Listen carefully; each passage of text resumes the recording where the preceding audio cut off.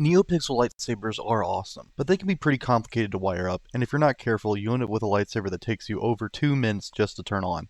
At least that's what happened in my case. This sped up clip here shows you just how tedious it is for me to turn my lightsabers on. Not only do I have to do this, but then I have to do it again in reverse just to put everything back into the saber. Making matters even worse, this is a split saber, meaning that I have to do everything twice just to get both sides on. Today I plan on fixing this problem with the power of 3D printing, electrical tape, and maybe a little help from the Force. That's not how the Force works. Most NeoPixel lightsabers have a chassis sandwiched between 2 threads, which is what you are seeing now. My new 3D printed chassis will hold the saber electronics in a much better position. Originally I had the chassis clamped here, but now with this new print it will be clamped up here. Now to tackle the issue of the button placement. The main problem with the button is that you have to screw it on from the inside of the hilt. But what if you didn't have to? So I came up with the idea of pressure fitting the button with electrical tape. Sometimes the easiest solutions are the best ones. Now time to disassemble the original chassis.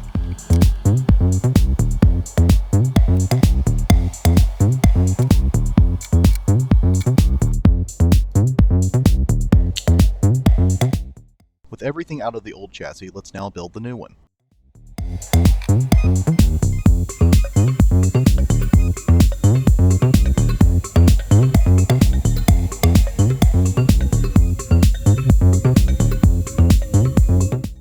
Now that the new chassis is complete, let's power it on and see if it still works.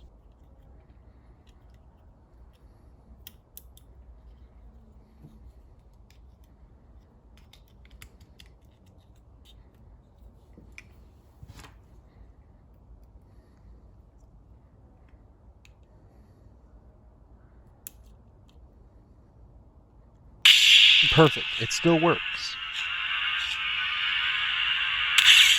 Now time to put the saber back together. This is where problems arose. The chassis had somehow become bent. Because of this, the saber could not thread together. Unfortunately, I didn't get a video of it, but here's my best attempt at recreating how it looked. I ended up having to take everything back apart again and putting it in an even newer chassis. But that one also came out bent. For the third time, I printed off a new chassis, checked this one was not bent periodically, wired everything up, and this time it finally worked. Now time to test them out.